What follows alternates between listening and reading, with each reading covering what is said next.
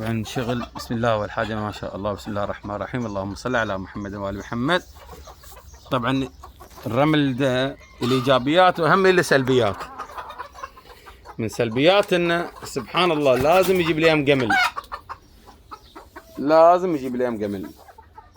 يعني بعد ما نخلص إن شاء الله دفان لازم نرش من دواء القمل ونشيك على حبة حبة بعد 10 أيام كذي بالكثير. أنا لاحظت المشكلة هذه صارت لي أكثر من مرة، يعني ما عمري ركب لي رمل إلا يجي لي قمل. سبحان الله. العرض طبعا يا شباب.